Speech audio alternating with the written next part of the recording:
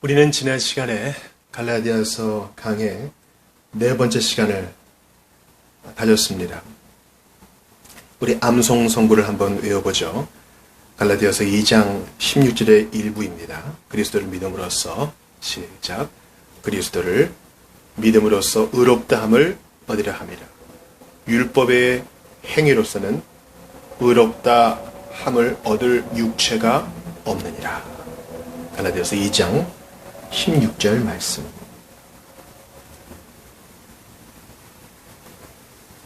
율법의 행위로서는 의롭다함을 얻을 육체가 없으므로 모든 죄인은 동등합니다. 그렇죠?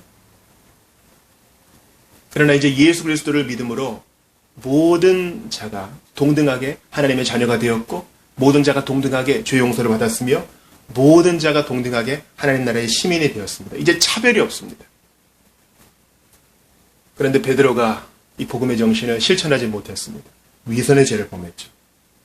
그래서 베드로의 잘못을 바울이 책망합니다. 베드로는 받아들였고 바울은 사랑으로 권면하였습니다. 복음 안에서의 참된 자유, 참된 정체성, 참된 자존심은 이런 겁니다. 내가 진리라고 얘기하는 것을, 믿는 것을 남에게 권면해 줄 수 있고, 또 나의 오류를 지적해 줬을 때 받아들일 수 있고, 이게 참 자유요. 참된 복음적 정체성입니다. 그리고 차별을 없애는 것. 그리스도 안에서 동등한 형제와 자매로 받아들이는 것. 그때그때 위선의 유혹이 있지만 버리는 것. 이게 바로 십자가의 정신입니다. 그러므로 나는 예수 그리스도를 믿음으로 의롭다함을 받았어 라고 얘기하는 것으로는 족하지 않고요. 그것이 사랑의 열매로, 사랑으로 역사하는지 계속 자신을 돌아보아야 하는 것입니다. 예수님은 우리를 선한 일에 힘쓰는 백성, 이 시대에 어그러진 공의에 대해서 바르게 얘기하고 지적할 수 있는 바른 주의 백성으로, 그리고 대안을 제시할 수 있는 바른 백성으로 자녀로 우리를 부르셨습니다. 이 복음을 수호하는 것 못지않게 위선을 버리는 것도 매우 중요한 것임을 예수님 알려주신 것입니다. 그래서 예수님 공생의 기간에 그렇게도 바리새인들에 대하여 그렇게 질책하신 것입니다.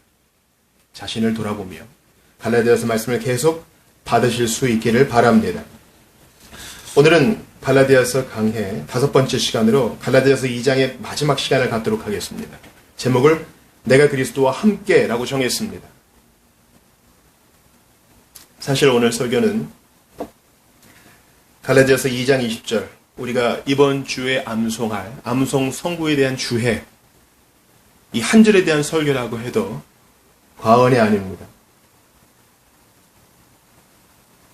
제가 믿기로는 이 복된 갈라디아서 2장 20절이 베드로와의 그 논쟁에서 분명히 나왔을 거라고 생각합니다. 그렇지 않다 하더라도 작은 로마서라고 할 수 있고 종교 개혁을 일으켰던 중심 교리라 할 수 있는 이신칭의, 이 칭의 교리를 얘기하고 있는 이 바울이 가장 아름답게 표현한, 성경 안에서 감동받은 대로 가장 아름답게 표현한 구절이 바로 저는 20절이라고 생각합니다. 내가 그리스도와 함께 십자가에 못 박혔나니 그런즉 이제는 내가 사는 것이 아니요 오직 내 안에 그리스도께서 사시는 것이라. 이제 내가 육체 가운데 사는 것은 나를 사랑하사 나를 위하여 자기 자신을 버리신 하나님의 아들을 믿는 믿음 안에서 사는 것이라. 여태까지 계속 율법에 대해서 말하고 의로움에 대해서 얘기하고 이랬던 바울이 이제는 좀 다른 언어로 이 풍성한 교리를 전하고 있어요.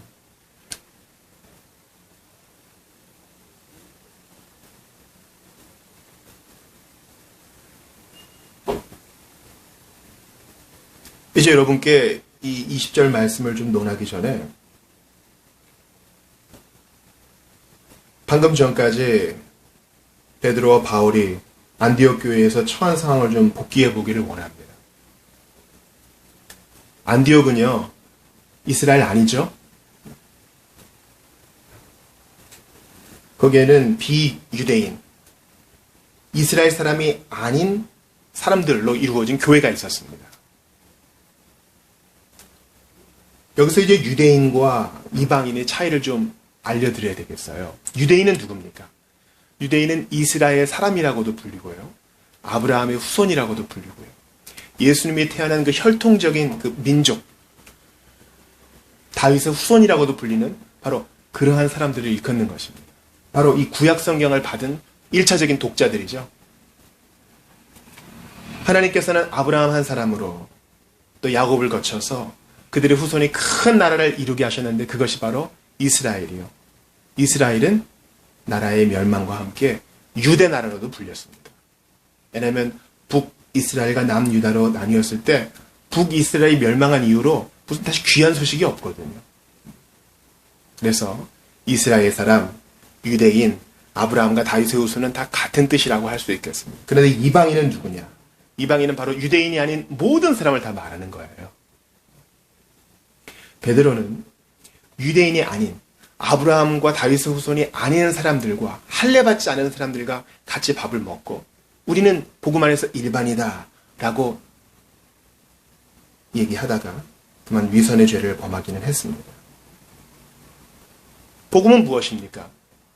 할례를 받았건 안 받았건 모세를 알건 모르건 아브라함의 후손이건 다윗의 후손이건 남자건 여자건 어린아이건 늙은이건 상관없이 모두가 다 하나님의 자녀가 될 수 있고 모두가 다 용서받을 수 있고 모두가 다 죄를 하나도 짓지 않은 것처럼 하나님 앞에 의롭다 여김을 받을 수 있고 심판에서 건진받을 수 있기 때문에 기쁜 소식입니다.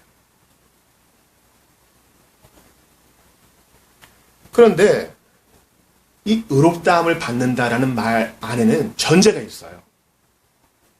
하나님 앞에서 의롭다함을 받아야 된다. 그 말은 뭐예요? 우리가 본래 의롭지 않다라는 것을 전제해요. 의롭지 않다. 이것은 창세기로 돌아가야 우리가 제대로 이해할 수 있습니다. 첫사람 아담과 하와가 넘어진 이후로 모든 자연적으로 출생한 사람은 인류의 대표인 첫사람의 넘어짐 까닭에 나면서부터 죄인으로 태어납니다. 즉 하나님 앞에 의롭지 않은 인생으로 태어나는 것입니다. 의롭지 않은 행동을 해서가 아니라 날 때부터 의롭지 않은 나무로 태어나는 거예요. 뿌리가 그렇습니다. 그래서 나오는 것이 하나님 앞에 죄요. 나오는 것이 하나님 앞에 선하지 않은 것이 나오게 되는 거죠. 마음부터가 하나님을 찾지 않습니다. 그래서 하나님 앞에 정죄를 받아요. 심판자 하나님 앞에 정죄를 받을 수밖에 없습니다. 이런 불쌍한 인생을 위해서 예수님께서 오셔서 죽으시고 부활하심으로 칭의의 근거, 의롭다함을 얻을 수 있는 근거를 충분히 마련해 주셨습니다. 이제 이 칭의의 복을 누리려면 그리스도의 죽음과 부활을 믿고 그리스도의 인격을 믿고 그러면 우리가 이제 의로움을 받을 수 있는 것이죠. 재판관 되신 하나님께서 너는 이제 자유다. 너의 모든 죄는 사면되었다. 모든 죄의 값이 치러졌다. 우리를 방면해 주시는 것입니다. 칭의에는 두 국면이 있습니다. 아까도 말씀드렸다시피 용서라는 면이 있어요. 하나님이 우리를 용서해 주신다. 중요한. 근데 여기서만 끝나면 안 돼요. 보통 많은 그리스도인들이 이 용서라는 면에서 칭의를 이해하는데 한 가지 측면이 더 있습니다. 그것은 바로 전가라는 것이에요. 용어가 좀 어렵지만 기억하세요. 칭의에는 두 국면이 있는데 바로 용서와 전가가 있다. 전가는 무엇입니까?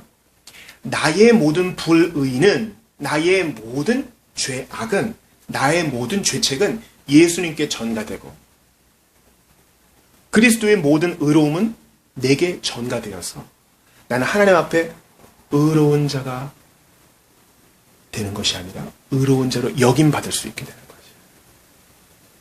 용서라는 면은 나의 마이너스 통장이 0원이 되는 것이고요. 전가라는 측면은 주님께서 나를 그냥 0원인 인생이 아니라 플러스로 만들어주신다는 거예요. 우리를 볼 때 예수님처럼 보아주신다는 거예요. 하이델베르크 유리문답 제43문답에 이런 고백이 있어요. 그리스도의 십자가의 제사와 죽으심에서 우리가 받는 또 다른 유익은 무엇입니까? 답이 이래요. 그리스도의 죽으심과 공효로 우리의 옛사람이 그와 함께 십자가에 달리고 죽고 장사되며 그럼으로써 육신의 악한 소욕이 더 이상 우리를 지배하지 못하게 되고 오히려 우리 자신을 그분께 감사의 제물로 드리게 됩니다. 여기에 바로 칭의의 효과, 칭의의 결과가 나타납니다. 용서를 받았어요. 예수님께서 나의 의로움이 되어주셨어요. 그러니까 기쁘게 순종하는 것이에요. 옛날에는 구원받으려고 선행을 했다면 이제는 감사해서 선행을 누가 시키지 않아도 하는 인생이 되는 것입니다. 그리고 이 복된 선물을 받는 유일한 통로는 바로 믿음밖에 없는 것이죠. 바울은 갈라디아서에서 이것을 계속 얘기합니다. 오직 예수 그리스도의 죽음과 부활을 믿음으로 칭의를 받아 용서와 의의 전가를 받아서 이렇게 복된 인생을 살게 되었는데 왜 할례를 더하느냐? 왜 의식법을 더하느냐? 왜 구약으로 돌아가려고 하느냐? 왜 율법 조문에 매이느냐? 그럴 수 없다라고 얘기하는 것입니다. 그런데 놀랍게도 바울은 2장 20절에서 칭이라는 말을 의, 율법에 대해서 한마디도 얘기하지 않아요. 시각적인 이미지를 사용하죠. 내가 그리스도와 함께. 내가 그리스도와 함께. 이 설교를 들으시는 분들 저를 한번 따라해 보시겠어요? 연합. 다시 한번요. 예수님과의 연합. 이 복된 칭의 교리를 설명하기 위하여 바울은 예수님이 하셨던 바로 그대로 연합이라는 이미지로 우리에게 알려주십니다. 연합. 연합이란 무엇입니까? 둘이 하나가 되는 것이죠. 내가 그리스도와 함께. 내가 그리스도와 함께. 예수님께서 십자가에 달리셨을 때 나도 그분과 함께 달린 것이에요. 믿는 우리는 그리스도와 함께 못 박혀서 세상에 대하여 죽고 율법에 대하여 죽고 과거의 나에 대하여 죽었습니다. 그리고 그분이 부활하실 때 우리도 같이 부활해요. 의에 대하여 같이 살고 예수님이 승천하셔서 하나님 보좌 우편에 앉으실 때 우리도 그분 안에 있기 때문에 연합되어서 우리도 같이 앉는 것이에요. 이 연합의 교리는 칭의 교리를 이해하는 데 핵심적이며 우리의 신앙생활을 180도 적극적이고 복되게 만들어줄 수 있는 아주 중요한 교훈입니다. 목사님 이상한 말씀 하지 마세요. 그냥 말씀 그대로 받으면 되지. 교리에 그렇게 이름을 붙이시고 그러세요. 우리의 복된 종교개혁가들과 우리의 믿음의 선진들이 바로 이러한 교훈을 통하여서 오류로부터 교회를 지켜냈고 자신의 신앙생활을 복되게 하였으며 모든 고난으로부터 이겨냈다고 하면 제 설명을 믿으시겠습니까? 이 연합에 대해서 로마서에서 이렇게 말하고 있습니다. 여러분 잘 들어보세요. 로마서 6장 4절부터 8절이에요. 그러므로 우리가 그의 죽으심과 합하여 세례를 받음으로 같은 표현이죠. 갈라디아서. 그러므로 우리가 그의 죽으심과 합하여 세례를 받음으로 그와 함께 장사되었나니 계속 연합, 함께를 강조하고 있어요. 함께 죽고 함께 장사되었다. 이는 아버지의 영광으로 말미암아 그리스도를 죽은 자 가운데서 살리신과 같이 우리로 또한 새 생명 가운데서 행하게 하려 합니다. 그리스도와 연합되었으니 우리도 같이 부활했고 그분이 사셨으니 우리도 이제 새 생명 가운데 같이 사는 거예요. 연합! 만일 우리가 그의 죽으심과 같은 모양으로 연합한 자가 되었으면 또한 그의 부활과 같은 모양으로 연합한 자도 되리라. 죽음뿐만 아니라 부활에 있어도 그분과 연합되어서 우리는 죄에 대하여 죽고 의에 대하여 산 존재가 되었으니 절대 예수와 떨어져서 살 수 없는 우리는 지금도 그 안에서 살고 거듭하며 움직이고 행동하고 생각한다는 것이죠. 연합! 계속 들어보세요. 우리가 알거니와 우리의 옛사람이 예수와 함께 십자가에 못 박힌 것은 죄의 몸에 죽어 다시는 우리가 죄에게 종노릇 하지 아니하려 함이니. 이 연합의 복된 교훈을 우리에게 주신 이유가 뭐라고요? 믿음 안에 살게 하려고, 거룩한 생활을 하게 하려고, 선한 생활을 하게 하려고, 예수 닮는 삶을 살게 하려고 주님이 그렇게 하신 것이에요. 지금도 우리가 몸에 매여 있기 때문에 껐떡껐떡 넘어가거든요. 껐떡껐떡. 그러나 진정 예수와 연합한 자는 계속 그 죄를 누리면서 먹고 마시면서 에헤라 좋다 할 수 없어요. 깨닫고 돌이키고 다시 툴툴 털고 일어납니다. 그게 연합된 자의 삶의 태도예요. 더 보세요. 이는 죽은 자가 죄에서 벗어나 의롭다 하심을 얻었습니다. 그러므로 그 예수 안에 있는 우리도 같이 의롭다 하심을 얻는 거예요. 만일 우리가 그리스도와 함께 죽었으면 또한 그와 함께 살 줄을 믿는 거예요. 아멘. 그러니까 여러분, 이 하나님은요, 단 한 번도 우리를 예수님과 떨어진 나로 보시는 적이 없어요. 하나님 아버지께서는 단 한순간도 예수님 밖에 있는 나, 예수님과 떨어진 나, 그런 나를 보시는 적이 없어요. 예수께서 성부께 말씀하십니다. 아버지여, 당신께서 내게 준 자들입니다. 내가 그들을 위해 피 흘렸고 그를 위해 죽었습니다. 이제 교회는 저의 신부요. 나는 아버지께서 내게 주신 모든 자를 내 안에 품었습니다. 우리 예수님은 내가 결코 너희를 떠나지 않겠다 했어요. 우리가 설교 전에 불렀던 찬송처럼 내가 주님 안에, 주님이 내 안에 계시기 때문에 주님은 절대 이 연합을 깨뜨릴 수 없어요. 그러니 하나님은 절대 우리를 예수 밖에서, 예수와 떨어져서 우리를 보실 수가 없어요. 그래서 우리가 회개할 때 받아주시는 거예요. 우리의 회개가 너무너무 지극정성이어서 우리를 용서해 주시는 게 아니야. 우리의 자백이 너무나 감동적이어서 우리를 용서해 주는 게 아니야. 예수와 연합된 자기 때문에 그 아들을 보시는 것처럼 우리를 보시는 거예요. 그래서 우리가 언제든지 자백하고 나아가면 죄를 한 번도 짓지 않는 것처럼 우리를 봐주시고, 그 예수님을 기뻐하시는 것처럼 구름 가운데 음성이 들리잖아요. 이는 내 사랑하는 자요, 내 기뻐하는 자다, 내 아들이다. 우리에게도 그렇게 하셔요. 왜? 예수 안에 있기 때문에. 내가 그리스도와 함께 십자가에 못 박혀 한다니, 이거 혁명적인 선언이에요. 아마 이 설교를 들으시는 분 중에 반복되는 죄악 가운데서 힘들어하시는 분들이 있을 거예요. 오늘도 이런 죄악에 끌리네. 나 그리스도인이 아닌가? 우리가 몸뚱이를 갖고 있는 동안은 계속 그럴 수밖에 없거든요. 영화의 단계에 이를 때까지는 우린 계속 이 전쟁 중에 있어요. 전투 중에 있다고. 그러나 제가 뭐라 그랬어요? 예수 안에 있는 자는 하나님이 그냥 내버려 두지 않는다 그랬죠. 그런 고통스러운 자각을 하는 것부터가 이제 회복의 시작인 거예요. 그래서 반복적인 죄악 앞에 노출될 때 그 선포하세요. 내가 그리스도와 함께 십자가에 못 박혀 한다니, 그런즉 이제는 내가 사는 것이다. 오직 내 안에 그리스도께서 사시는 것이다. 이제 내가 육체 가운데 사는 것은 나를 사랑하사 나를 위하여 자기 자신을 버리신 하나님의 아들을 믿는 믿음 안에서 사는 것이다. 이거 암송하면서 이겨내봐요.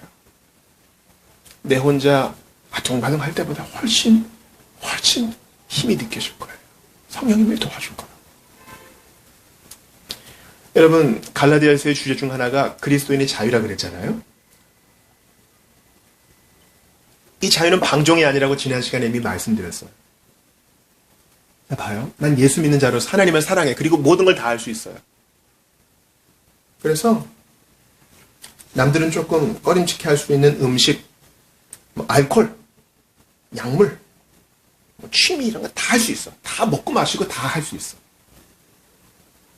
세상 법이 금지했어도 난 뭐 이거 접하고 하고 해도 양심에 거리낌 없고 믿음에 거리낌 없어. 그런 분이 있을 수도 있을 거예요. 그러나 참된 자유는 뭐예요? 내가 그리스도와 함께 십자가에 못 박혀 한다니, 그분이 부활하실 때 나도 함께 일어났으니 이제 주님이 내 안에 계시고 내가 주님 안에 계시니 다른 형제를 넘어지게 하고 하나님의 영광을 가리고 교회의 덕을 가리는 것은 제가 가까이 하지 않겠습니다. 그래서 바울이 내가 이 고기 먹는 것 때문에 내 이방의 형제 자매들을 넘어지게 하는 거면 나 고기 입이 안 되겠다. 그렇게 얘기하는 거예요. 그리고 그것을 자유롭게 해요. 그리스도와 연합된 자로서 기쁘게 해요. 유혹 앞에 노출되신 여러분들이요. 다른 암송 선거는 다 잊어버려도 좋아요.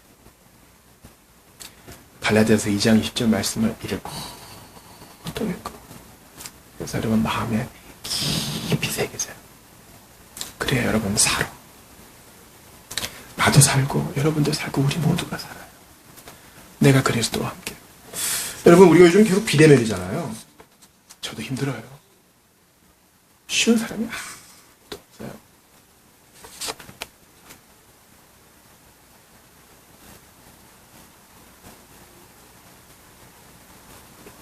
그러나 우리가 그리스도와 함께 십자가에 못 박혔다는, 그래서 그리스도와 함께 부활하여 그리스도와 지금도 함께 살고 있다는 연합의 교리를 깊이 인식한다면 이런 고백이 나올 수 있을 거예요. 한 몸을 이룬다는 교회의 비전도 그저 친밀한 관계를 맛보자는 1차적 욕구가 아니다. 우리가 맨 마지막에 축도할 때 예수 그리스도의 은혜와 하나님 아버지의 사랑과 성령님의 교통하심, 이게 성령님의 친교케 하심이거든요. 우리 각 사람이 다 예수님과 연결되어 있고 그분 안에 있어요. 성령님 안에서의 친교는 그런 거예요. 내가 지금 그 보고 싶은 우리 지체를 못 봐도 우리가 한 주님 안에 있는 것 때문에 곁들이고 믿음 때문에 감옥에 갇힌 자들이 그렇게 이겨낸 거예요. 그렇게. 서로가 숙명적으로 연결된 존재들임을 잊지 않는 것입니다. 교회 가족의 슬픔과 고통이 나의 슬픔과 고통이 되고 다른 이들의 수고와 헌신에 진심으로 감사하며 공동체의 필요에 솔선하여 반응하는 것. 이게 바로 예수님과 연합한 자들의 예배요 교제인 것입니다.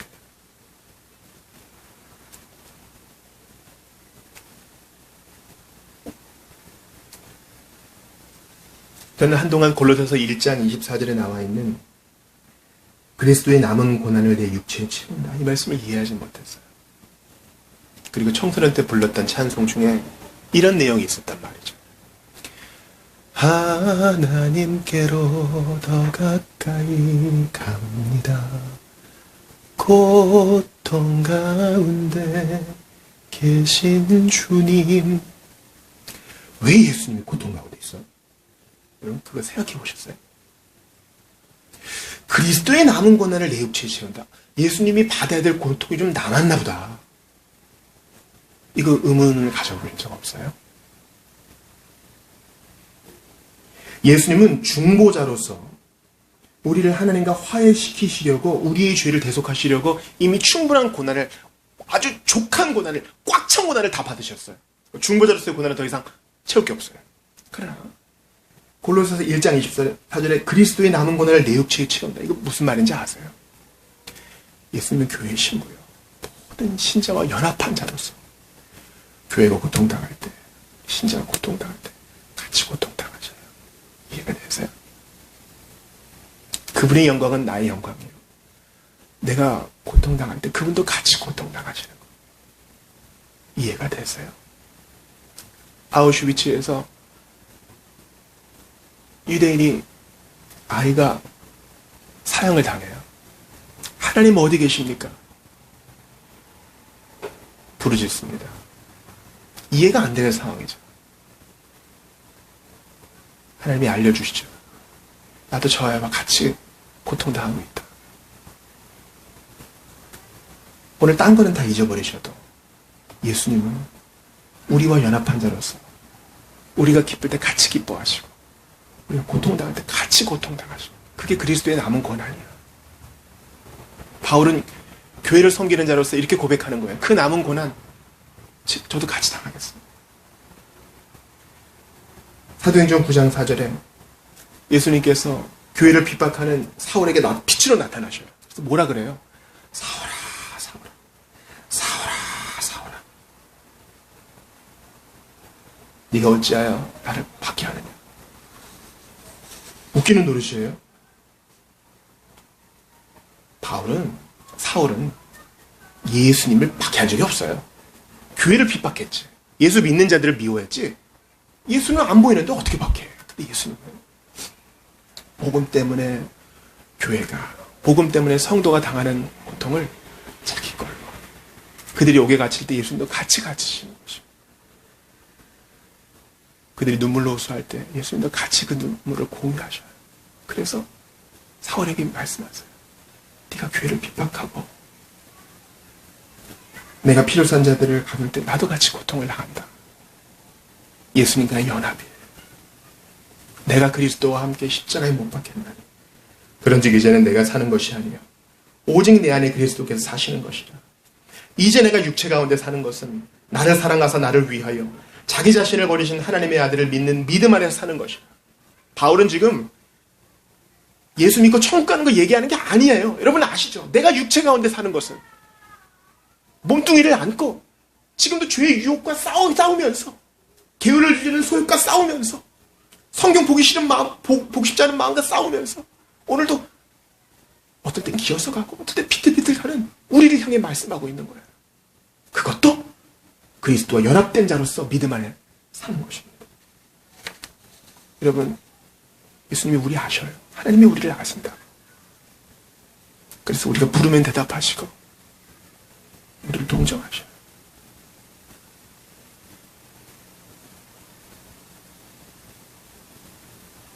우리가 반복되는 죄악을 회개할 때 저 또 그랬어요. 그렇지만 우리가 회개하면 주님은 잊어버리신다 그랬기 때문에 예수 안에서 하나님은 우리를 보실 때 항상 처음 지은 죄를 회개하는 걸로 보시는 거예요. 이해가 됐어요. 연합된 자기 때문에. 그래서 복된 고린도후서 5장 11절은 이렇게 말합니다. 그런즉 누구든지 그리스도를 믿으면 새로운 피조물이라 이전 것은 지나갔으니 보라 새 것이 되었다. 이렇게 얘기 안 해요. 이 연합의 교리를 설명한다고. 그런즉 누구든지 그리스도 안에 있으며 그리스도와 연합한 자가 되었으면 새로운 피조물이다. 자부심을 가지라고, 자존감을 가지라고요. 언제까지 벌레만도 못한 죄인 거기서만 멈추면 안 돼요. 우리는 예수님의 피로 값주고 산 예수님짜리 존재예요. 이 몸뚱이를 가지고 할 일이 있단 말이죠. 그러니 일어나셔야 돼요. 주님이 우리를 응원하신다 그 정도가 아니에요. 우리와 연합하셔서 우리와 함께 하셔요. 골로새 2장 12절도 들어보셔요. 너희가 세례로 그리스도와 함께 장사되고 또 죽은 자들 가운데서 그를 일으키신 하나님의 역사를 믿음으로 말미암아 그 안에서 함께 일으키심을 받았느니라. 아멘. 함께 죽고 함께 일으키심을 받아 오늘도 함께 살아가요. 그 담대함으로 오늘도 거친 세상 믿음으로 뚫고 나아가시는 여러분들 다 되시기를 우리 예수님의 이름으로 축복합니다. 예수님이 여러분을 도와주실 거니까 절대로 뒤로 물러나지 않고 앞으로 나아가시는 여러분들 다 되시기를 우리 주님의 이름으로 축복합니다. 우리 오늘 주신 말씀 붙들고 같이 기도하겠습니다.